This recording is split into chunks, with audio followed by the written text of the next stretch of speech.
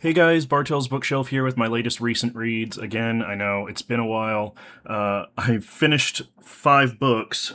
Is it? Yeah, 5 books over the last few weeks, and I meant to get to this video sooner, but been, usual stuff. The heat's been making me really tired and sluggish, and it's just been difficult to kind of put my thoughts into words and things like that. But I want to move on to some other things.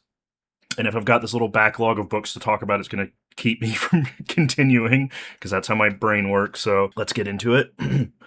So I read, if you saw my childhood books video, I talked about these two Fear Street books that I found.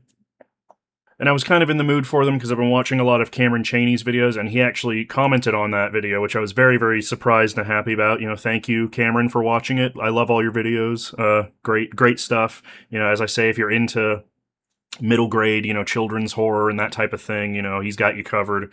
All the nostalgic, spooky vibes. So yeah, I thought I would read these. I started off with Bad Dreams. I don't really have a lot of specific memories of Fear Street. I was more of a Goosebumps kid. Fear Street was for a little bit of an older crowd than, the age I was at the time. They were more sort of like teen dramas with, teen thrillers, I guess you'd say. But a few of them had supernatural things, supernatural elements, and this was one of them. I think I bought this at the time because I was really into Freddy Krueger. And this is kind of a similar thing where it's about these two sisters who move into this new house on Fear Street, and this big old, 4-poster like canopy bed has been left in the main sister's bedroom, and she's like all excited about it. But she starts sleeping in the bed and then having these very scary prophetic nightmares that seem to prophesize, tragic events. This was a lot of fun. None of these books I would say are like high art. They are obviously very simple, written for kind of a younger teen audience. But this is pretty entertaining. It goes a lot into surprisingly because the main character Maggie, she's on the swim team, so there's a lot of stuff in the book about swimming, and Stine actually goes into a little bit of detail about sort of the different techniques of swimming, sort of breaststroke versus like freestyle, and kind of little techniques of like how you like kick off the edge of the wall when you get to the end of a lap, and little details like that were kind of interesting, like unexpected, but added a bit of like sort of detail and depth to the book. Sadly, it's not a Freddy Krueger sort of thing, where she's having like these violent dreams or like someone's trying to kill her and is sort of like affecting the real world. It's more like the bed is kind of like haunted and like gives her these like sort of future dreams, kind of warning her of like future events and things. I thought I knew where it was going, but it had a really crazy ending, and that's actually true of both of these books. It does get a little repetitive, where it's like she goes to sleep, she has a creepy dream. There's some red herrings with like, her sister being kind of jealous of her, and you're wondering like if her sister is like involved with that, with, stuff that's going on. There's like a little bit about, her being accused of like pushing a girl who fell down and broke her arm and stuff like that, that doesn't really go anywhere. But the ending is like pretty wild. And I sort of saw it coming, but not sort of to the extent that it did, and it was really entertaining for that. So yeah, not high art, but I enjoyed it. It was fun. Not much to say about these, obviously, because they are very simplistic, but they're very quick, simple, enjoyable reads. And then I moved on to Bad Moonlight, because of course it's about werewolves, and of course this was the other book I had from my childhood, was the werewolf one. And I was actually really happy about this because I'd actually bought one of the omnibus editions that had this book in it at half price a few years ago, because werewolves. And then I found this in my childhood book collection, and I was like, oh, I guess I had it this whole time. And I really like that cover art. It's a lot of fun, and actually depicts the characters pretty accurately, surprisingly. So this one is about a girl named Danielle, who's like the lead singer of this new band. She's really, the band is really going places. She's really getting into it. And she writes this song called Bad Moonlight that, kind of gets them really popular, and they start booking all these, clubs and stuff. But she has all these like strange dreams and this desire for raw meat and to like run through the woods and stuff. And basically it turns out, oh my God, she's turning into a werewolf. But how and why, and who caused this? What's going on? So this one was all right. It was mostly fun because it's so like 90s and so cheesy. I always find it really kind of awkward in books like this where, they're trying to write kind of from the perspective of like the cool rock band, and it just feels very like awkward and very like, how do you do, fellow kids? In fact, I was kind of laughing about it because they write the lyrics. She writes the song Bad Moonlight. So she writes the lyrics to this song Bad Moonlight. Bad moonlight falling over me. Bad moonlight shining down on me. Bad moonlight makes me feel so strange and new. Bad moonlight falling over me. Bad moonlight shining down on me. Bad moonlight. I want to die for you. And she like plays the song for her friends and stuff, and they're like, "Wow, that's the greatest song you've ever written," And it's just like really, and like they play it for all of the crowds at like the shows they've booked and everything. Everyone goes crazy, like, "Oh, encore, we want more!" Like they're acting like it's like the greatest song ever written, and it's just like so cheesy and basic. It makes me laugh. It reminded me of that Black Walker story in that 13 collection, the Christopher Pike story. It's always really awkward and difficult to kind of write about fictional music within, at least I find it kind of difficult to write about like fictional bands and fictional music and stuff, without kind of coming off a little bit cringy. But I ended up kind of enjoying it for that. And again, like this book does get a little bit repetitive because a lot of it is just her kind of like having these sort of wolfish urges and then some people dying around them and her just kind of being like, what's going on? What's happening to me? And, they kind of like go over that over and over again, especially because this is one of the super chillers, which were a bit longer than the average Fear Street books. The average Fear Street book was like 140, 150 pages. These were about, 190, 200, give or take. And it does feel like the story is really kind of spinning its wheels for a long time. But I was genuinely intrigued. I wanted to kind of know what was going to what was going on and how everything was going to be resolved, And as they always do, there's a lot of like red herrings in these stories, kind of leading you down different paths, kind of making you think it's going to go one way. And so I was thinking like, okay, like what's going to be revealed about this? The ending, even more so than the other book, is fucking bananas. And like, again, I don't want to spoil anything because I think it is a lot of fun, and if you guys want to read it, I do recommend it. But the ending just goes down a completely crazy path that I genuinely didn't see coming, and just the way that it utilized all the different moving parts of the story, and just I don't know, just how insane it got. It was really entertaining, and that kind of made up for a lot of the sort of repetitive bits of the book. It's not a great book, it's as I say, it does kind of spin its wheels, but once it got to like the bananas, like the last like 30 pages or so, like I really had a good time with it. I'd not necessarily say it's an amazing book, but it was fun, and I definitely I appreciated the big swing that it took. So yeah, these are really fun. And I would really love to read more Fear Street. Unfortunately, they're a little hard to find, and they're getting up there in price.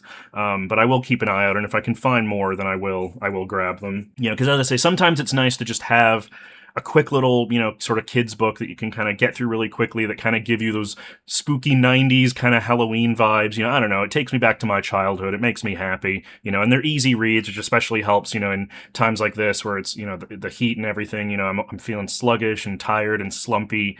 It can be harder to focus on longer, more complex books. So it helps to have stuff like that, So next was a total surprise. This is The Transition by Logan Ashley-Kisner. So this was just a totally random find at half price when I was just looking around, as I am wont to do. Just looking around in the clearance section, in the YA clearance section, and I just found this for like $3.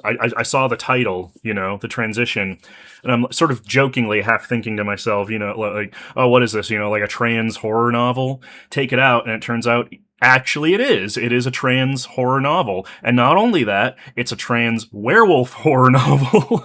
So it was like, I don't know, like the book gods were calling out to me that day or something, so I just so happened to stumble across this completely random, never heard of this before, never heard of this author. And I found a trans werewolf book, and I actually really enjoyed this.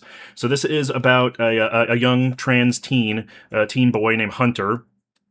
He's 15 at the opening of the book. He's just had top surgery, big step for his, transition and everything. And he's kind of, recovering and stuff like that, and dealing with, the various trials and tribulations of being a teenager, he's got two friends, Gabe, his childhood friend from school, and Mars, who's his a female friend from she's a coworker at the theater that he works at. And, and he's kind of dealing with his sort of burgeoning feelings for both of his friends, on top of, other things, about, the struggles of being trans trans, being out trans at school, dealing with, his family's, feelings about it, the classmates' reactions about it. He's getting bullied by a guy who's the boyfriend to a girl named Lily, who was like his really close friend, and they had a falling out. One night he gets attacked by a mysterious creature, and of course that creature turns out to be a werewolf, and he starts going through changes, different changes from his usual sort of trans nature and things like that.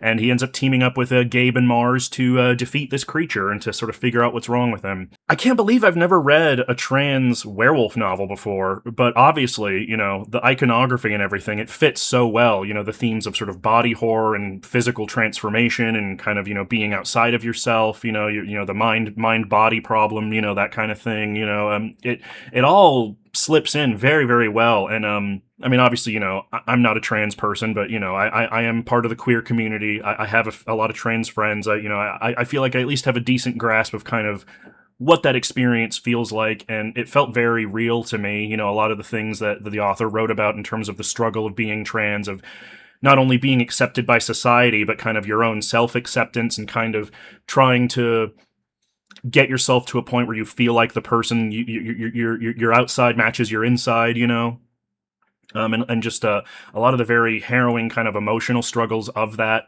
combined with this pressure of slowly becoming a werewolf, and then having, again, which relates so well to the trans experience, this idea of your body kind of betraying you and changing in ways that, like frighten and horrify you, and in ways that you can't control, that body horror aspect. I mean, that fits so well with the trans experience. I'm surprised I've never read anything like that before, but it was really, really well done, very moving, very emotional. So much so I actually found it a bit of a tough read at times. It reminded me a little bit of that Andrew Joseph White book, The Spirit Bares Its Teeth, just in the sense of how deeply it dove into that kind of emotional turmoil and frustration and struggle and just the feelings of just anxiety and depression and everything that, arise from, being queer or trans, in this, heteronormative world. I thought it was very beautifully done, very intense. As I say, there's some good body horror stuff in here, including a scene where he's got a tooth with a silver filling in it that essentially like rots out of his head, and there's this really gross scene where he like pulls it out. It also reminded me a little bit of that book Howl by Sean David Hutchinson, but I thought this was much better done. It's a lot of the same themes of kind of, infection and body horror and, being queer, and stuff like that. But I thought all of this was handled much better. The differing plot points, with the werewolf stuff and the feelings for, his friends and everything, was all balanced really well. So yeah, I actually was pleasantly surprised by this. It's a lot sort of darker and more sort of complex than you might think for a YA novel. And the gradual mystery that's revealed of like who the werewolf is and why it attacked him and stuff. Once all of that kind of becomes clear, that was really, really intriguing. I really enjoyed that. And it just, as I say, just how it all tied into the character being trans and stuff like that. And just a lot of the kind of like little truisms that they sprinkle throughout the book. Like there's a bit in here where Hunter talks about sort of detransitioners and talking about, of course there are times, where people transition and then they're not happy with it because they think, having, surgery, gender reassignment surgery, hasn't immediately fixed all of my problems. Well, of course not, and just stuff like that where it was very sort of nuanced and kind of realistic about the trans experience that I just thought was really interesting, especially for a YA novel. My only real issues with it, and this is my issue with a lot of like YA stuff and a lot of writing in general, it's one of my least favorite things, is where they really like hammer home the themes like way too hard, way too obviously. There's a lot of stuff in the book where Hunter directly addresses the reader and talks about kind of werewolf mythology and werewolf iconography and sort of the idea of like the other and how, the monster always has to die, in the horror films and stuff, and connecting that to, the idea of like queerness and, the kill your gays trope and that kind of thing, and it like to the point where like there's a scene where Mars shows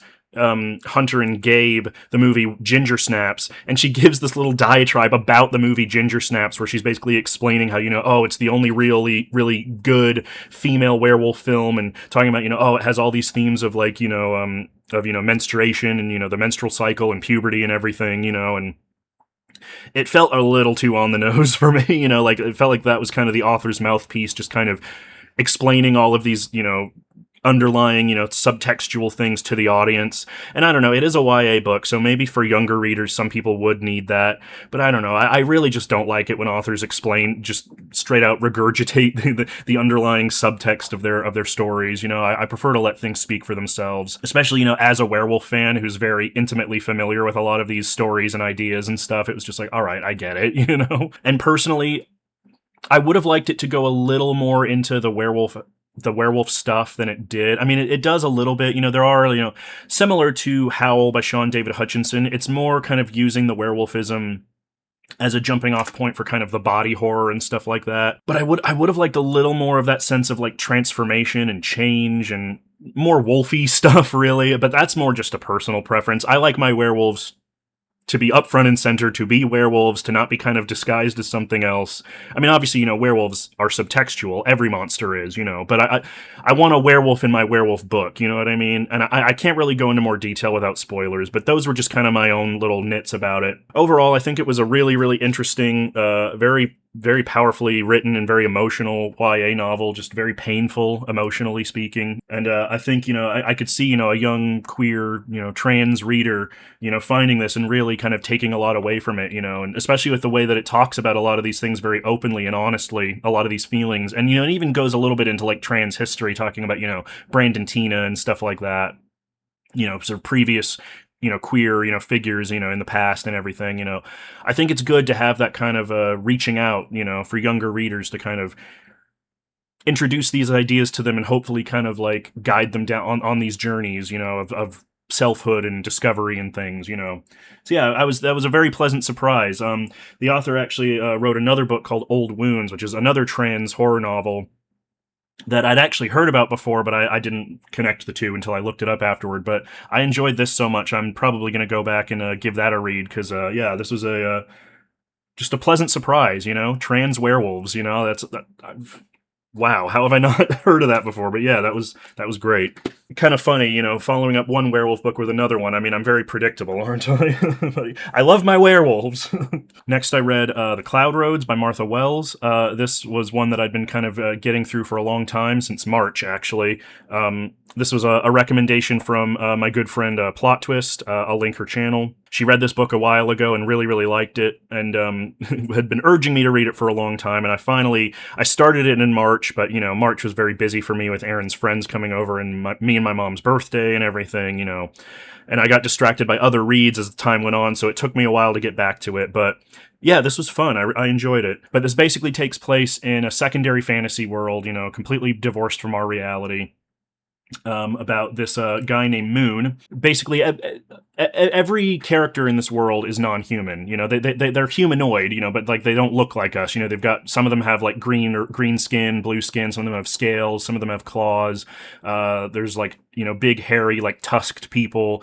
So it's all very like non-human stuff. But Moon specifically has spent years hiding the fact that he's a shapeshifter called a Raksura, that can basically shift from a more kind of humanoid, what he calls groundling form, to this Raksura form, which is this big scaled winged creature. And in this world, the people are constantly under attack by these sort of demonic winged creatures called the Fel.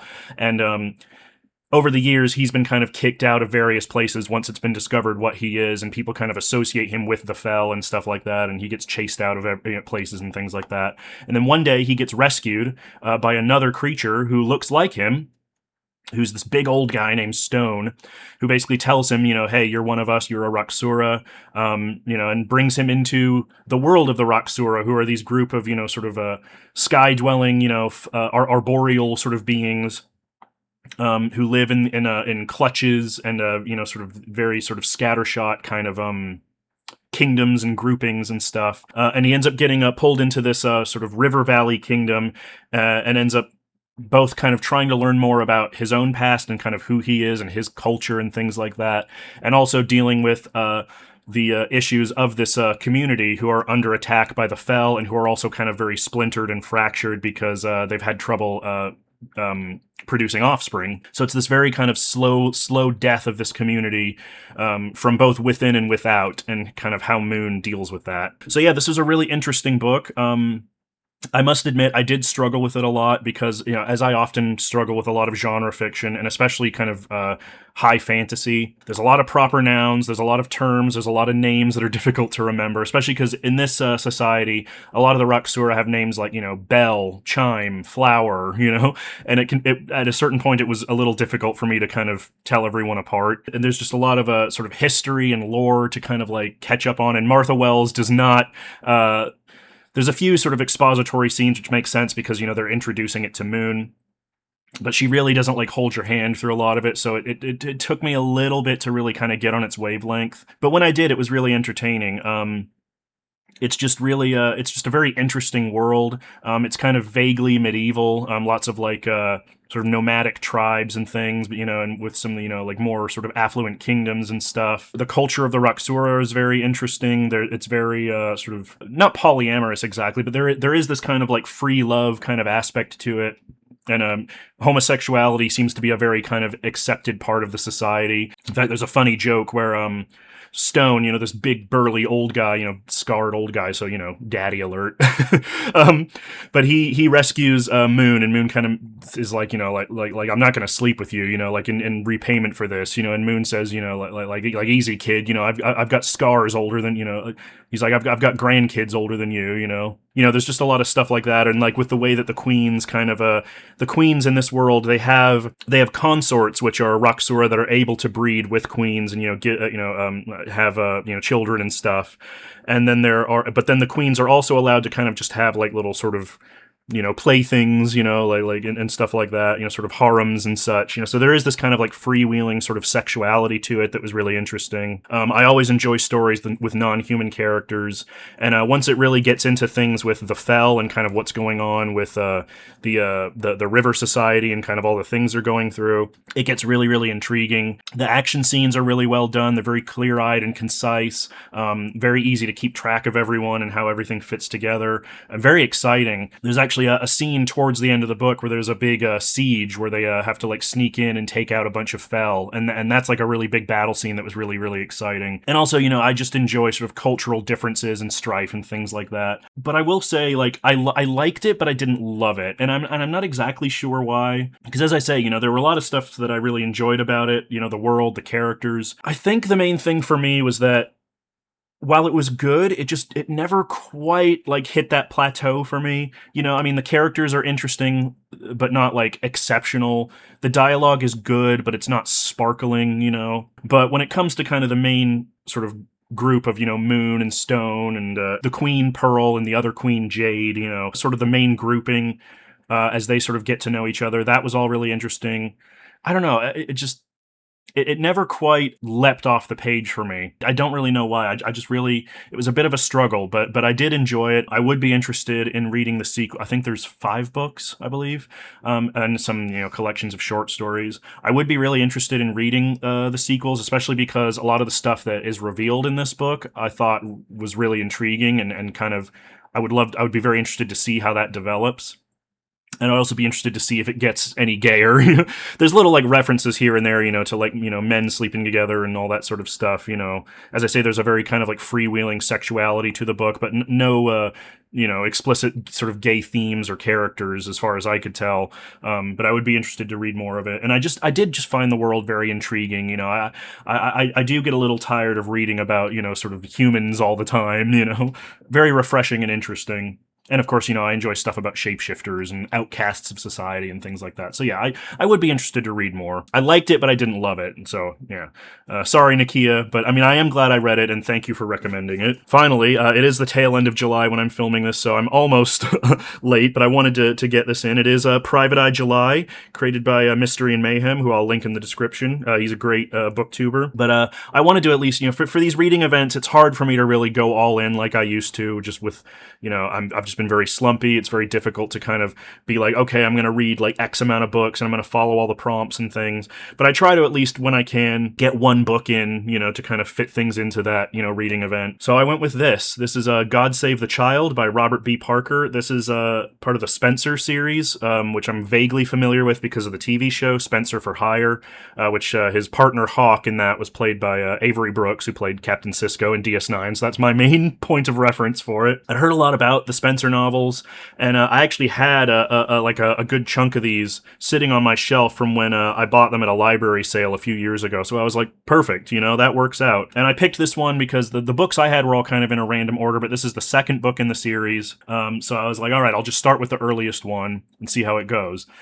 This is before Hawk comes in, so no Hawk, unfortunately. But I really, really liked this. So Spenser is, typical sort of sardonic private eye type, works for hire, very, very sarcastic, very sort of dry wit. And in this book, he's tasked by this sort of affluent family to try and find their missing son who's run away from home. And on his search for this son, he ends up kind of in the family's orbit, along with, this guy who, may or may not be, sort of like a predator and stuff like that, and may be involved somehow. And he also ends up in the orbit of the child, Kevin's guidance counselor, Susan Silverman, who's, this very beautiful young woman, and they actually end up starting a relationship, and I found out later on that she becomes kind of his main love interest throughout the series. So there is, a very important character introduced in this.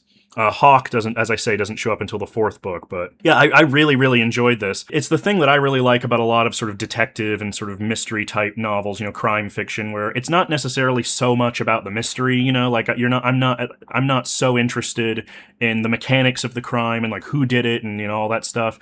I'm more into sort of the atmosphere and the character and sort of the overall vibe of things. And this just fits, perfectly into that.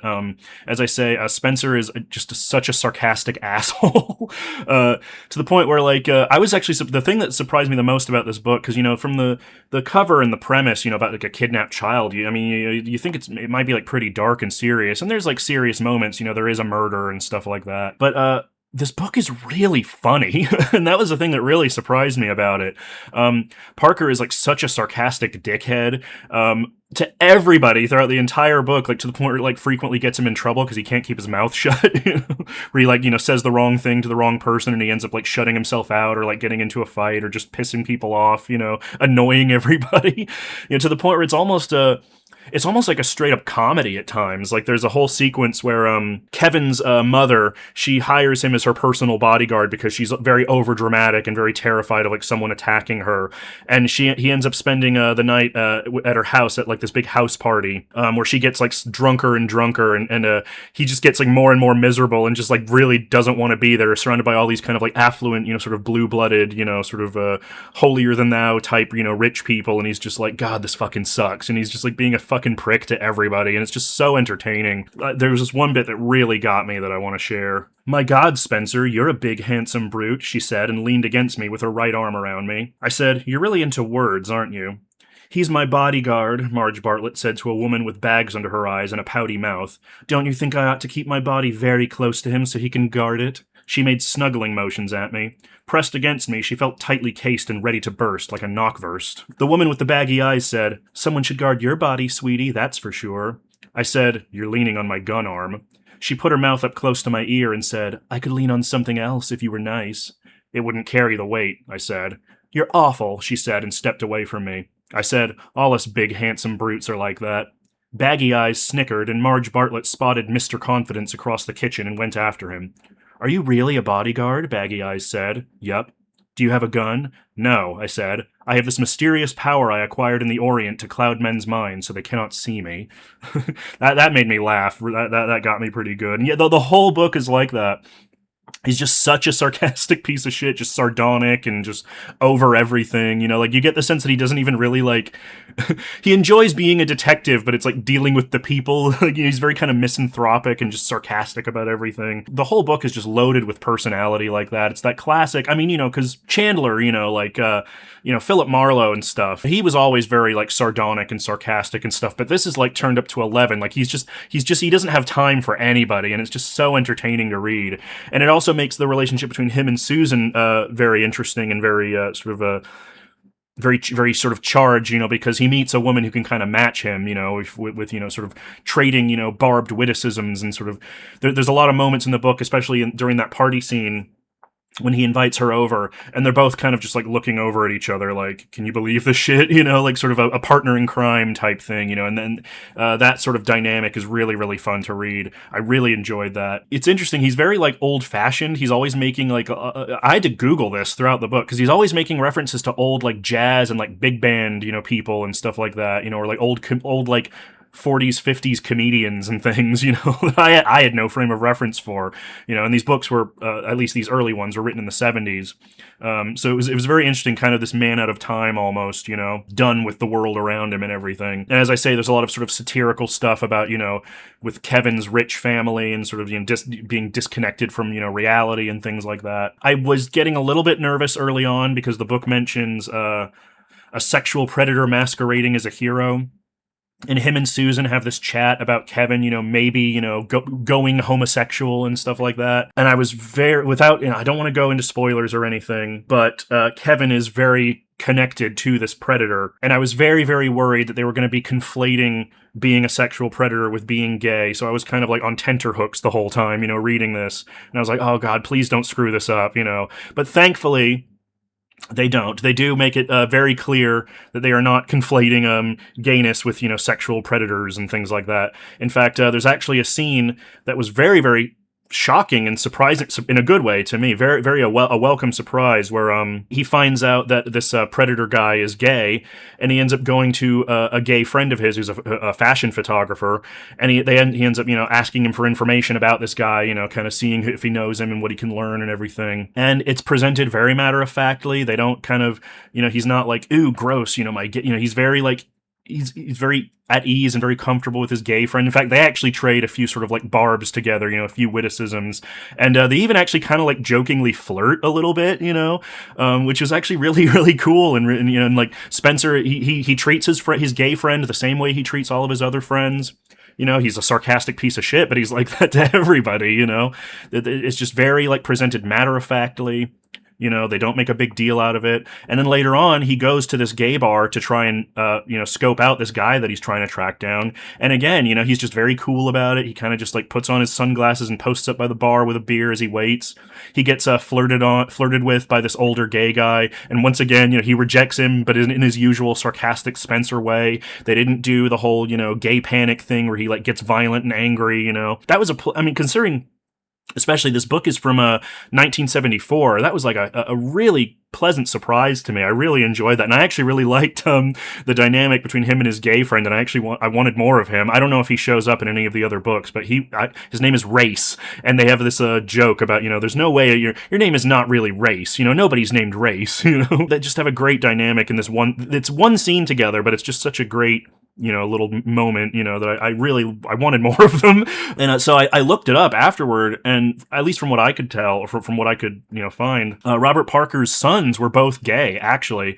And so apparently, I guess that led to, him having these very, for the time especially, these very nuanced sort of, depictions of gay people. And apparently there's a lot of gay characters that show up in later books. So I enjoyed this so much, I definitely want to read more of it. There were a few problems that I had. The books are of their time. They're from the 70s, so you got to kind of just take the bad with the good. And the ending was very weird and like kind of rushed. And he comes to some conclusions about one of the characters that I just didn't really jibe with the rest of the book and felt a little bit weird and kind of icky to me in ways that I can't get into because I don't want to spoil anything. But overall, it was just a really fun book. I'm really glad I read it. In fact, actually, hang on a sec. So all of the previous books that I had were from around the first 8 books in the series. It was like books like 2, 5, 7, and 8, I think were the ones that I had. So I enjoyed this so much that I was like, okay, I'm going to go on Thrift Books. I'm going to buy the missing books from, the first 8, the first 8 that I'm missing. So now I have the first 8 books of the series. I have the first book now, the God Wolf manuscript. The third book, Mortal Stakes. This one's about baseball, so I wasn't really sure about it, I wasn't going to buy it originally because I was like, I don't know about baseball, but as I say, I enjoyed this other book so much that I was like, okay, I can get through a baseball book if it's got that Parker style. The fourth book, where Hawk appears, Promised Land, I'm very interested to get to that. I'm a little annoyed this copy I bought doesn't fit with the rest of these, but whatever. And then, we have the Judas Goat, the 5th book, 6th book, Looking for Rachel Wallace, 7th book, Early Autumn, and the 8th book, A Savage Place. There were over 40 books in this series, so I don't know if I will get to all of them. But as I say, you know, they're very short, very quick, very entertaining reads. Spenser is such a great character with such an infectious, you know, fun, you know, sarcastic personality. It's that, you know, that crime, you know, sort of hard-boiled writing that I love. In fact, I also found out actually that Robert Parker wrote some Philip Marlowe continuation novels. There was an unfinished manuscript by Raymond Chandler that he finished off and was published, and he wrote a follow-up novel to that a little later. I can definitely see the Chandler influence. He's a lot funnier than Chandler, as I say. He's just a lot more overtly comedic, but I think that fit really well. So yeah, I'm really, really glad I finally got to these, and Private Eye July was the perfect excuse. They're very short, quick reads, so I hope to read more of the series eventually. That's what I love about these reading events, you know, getting me to pick up these things that I've maybe been, you know, putting off for a long time, or things that I wouldn't normally pick up. So yeah, thank you again, Mystery and Mayhem, for Private Eye July, and yeah, I hope you guys enjoyed. I will get to my next video when I get to it. I kind of want to finish off. I've had a lot of like old reads that have been sitting around for like months that I really want to finish before I get onto a lot of newer stuff. But hopefully I'll be back with you guys again in the future, and I'll see you guys next time. Bye.